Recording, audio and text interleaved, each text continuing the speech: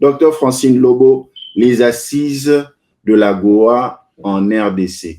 Qu'est-ce qui a milité ce choix du gouvernement américain par l'étrichement de ses députés pour pouvoir faire ces assises en République démocratique du Congo, sachant qu'il y avait le Rwanda et d'autres candidats qui pouvaient le faire? Parce qu'on est plus crédible ou bien on a été plus sensible dans la mobilisation?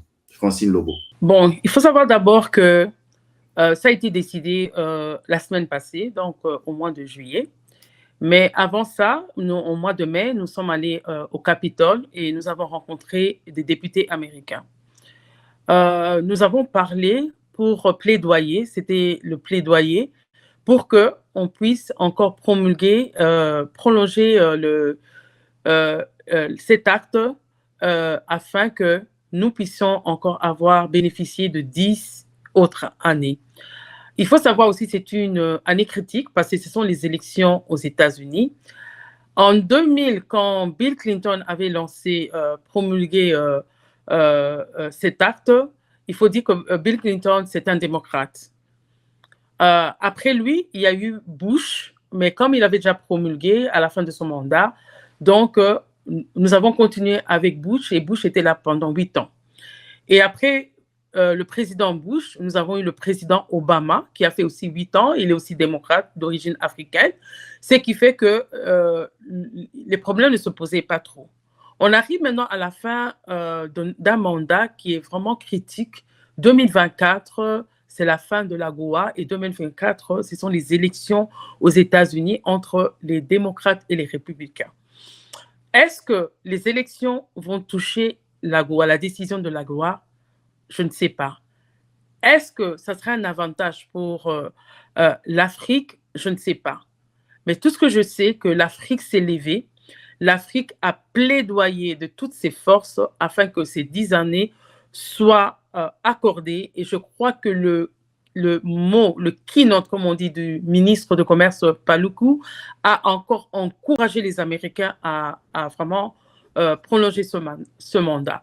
Pourquoi la RDC? La RDC, il faut dire que c'est au centre de l'Afrique. La RDC, c'est au centre des discussions. C'est que le ministre Paluku a démontré, il a démontré que la guerre qui se passe en République démocratique du Congo, elle n'affecte pas toute la République démocratique du Congo.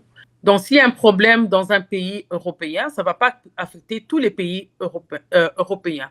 Et il a expliqué que les États-Unis ont eu aussi des problèmes et que les États-Unis ne pouvaient pas comparer leur histoire à notre histoire. Parce que nous avons 64 ans d'indépendance, mais eux, ils ont plus de 200 années d'indépendance. Ils ont eu leur indépendance en 1700, je crois, 76. Ils ont plus d'années de dépendance. C'est-à-dire qu'ils doivent regarder un peu qu'est-ce qui se passait aux États-Unis quand, après l'indépendance, 60 années après l'indépendance, et là, on peut parler. Et il a démontré que 60 années après l'indépendance des États-Unis, il y avait encore quoi? La ségrégation, il y avait encore toutes ces histoires d'esclavage, le pays, vous comprenez un peu ce que je veux dire.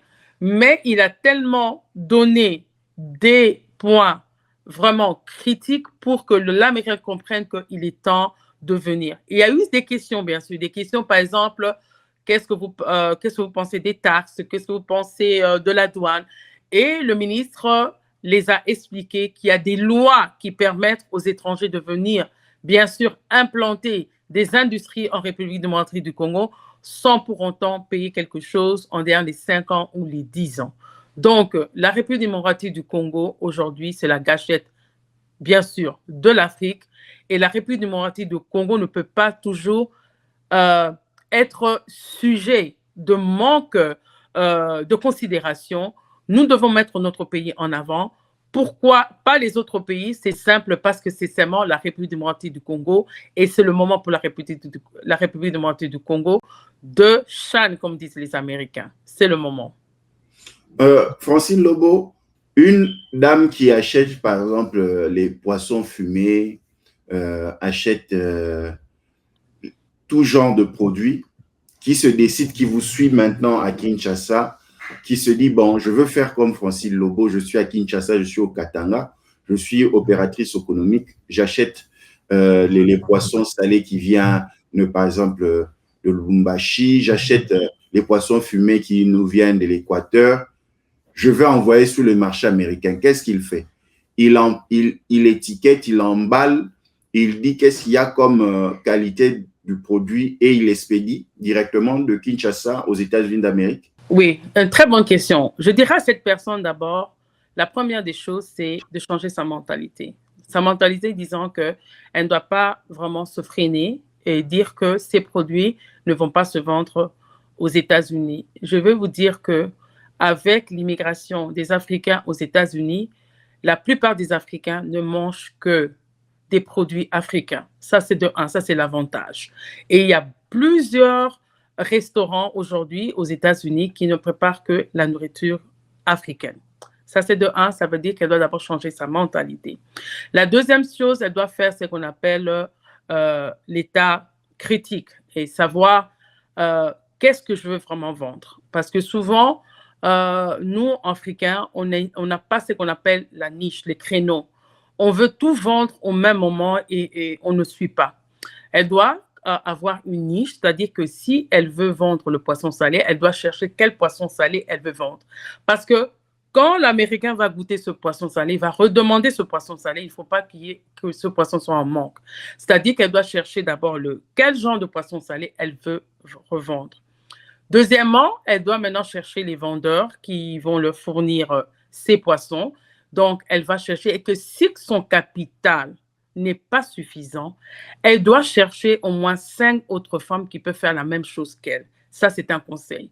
Et ensemble, ils peuvent maintenant trouver ce genre de poisson, le faire quoi? Faire le macabre, comme vous venez de le dire, le poisson salé, les mettre dans des cartons et bien sûr étiqueter et mettre le barcode qui est très facile et énumérer tous les éléments qu'elle a mis dans ce poisson et le nom du poisson. Et bien sûr, chercher les leaders de l'AGOA et les leaders de l'ADOA.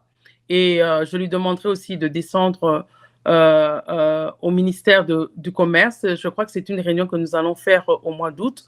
Savoir maintenant quels seront les bureaux où les gens qui veulent importer leurs produits, exporter leurs produits, s'il vous plaît, peuvent aller pour essayer de connaître les normes et savoir comment le faire. Et quand elle a tous ces éléments, elle peut maintenant essayer de les envoyer. Quel port? Ça aussi, on doit avoir la liste des ports qu'on doit utiliser. Quel bateau? Est-ce que c'est tous les bateaux ou c'est seulement un seul bateau? On doit aussi le savoir. Et à partir de là, je crois que tout sera facile. Ce sont les éléments que nous sommes en train de travailler pour le moment. Et je crois que dans moins de 3 mois, on devrait être capable d'avoir tout ça parce que quand les États-Unis arriveront en 2025 en République démocratique du Congo, tous les éléments devront être sur table. Donc, le travail commence dès le mois d'août jusqu'au, je crois, novembre pour mettre tout en place. Et le reste des mois, ce sera juste pour recevoir cette équipe qui viendra des États-Unis et de tous les pays africains. Francine, il y a un jeune monsieur ou une jeune dame qui suit maintenant, par exemple, au Congo central, oui, qui veut se lancer dans l'entrepreneuriat parce qu'il voit qu'il y a de l'opportunité au sein de la Goa sur ce marché américain. Il commence par où? Lui qui est au niveau 0, mais il a cette volonté peut-être de se lancer parce que votre programme vient de le motiver. Il s'est dit, ah bon, je peux aussi vendre quelque chose aux États-Unis. D'abord, comment il commence chez lui en République démocratique du Congo, là où il est, par exemple, au Congo central? OK. Bon, ça tombe bien. Moi, je vais souvent au Congo central, donc je sais à peu près comment ça se passe au Congo central. Donc, celui qui veut vraiment du Congo central envoyer ses produits à la Goa, disons comme ça. D'abord, ils ont un avantage parce qu'ils ont le port qui est à côté. Ça, c'est le premier avantage. La première chose, c'est d'abord savoir s'il est dans les normes. Parce qu'il doit d'abord être dans les normes, parce que plusieurs de nos entrepreneurs et de nos commerçants aujourd'hui, ils n'ont pas été au guichet unique. Donc, ils ne sont même pas enregistrés, ils n'ont pas les éléments nécessaires pour d'abord commencer la démarche de la Goa. Donc, il faut d'abord vous savez que les critères sont tellement stricts et très faciles avec la Goa que des fois, les gens ne comprennent pas. Donc, nous devons d'abord passer par l'éducation, nous devons passer par des formations et nous devons passer aussi par l'information. Si nous avons ces trois choses, nous allons avoir des commerçants, non seulement du Bas-Congo, de Kinshasa, du Bandundu, de l'Ituri, du Kivu, de partout, auront cette facilité d'envoyer leurs produits par tout justement l'AGOA.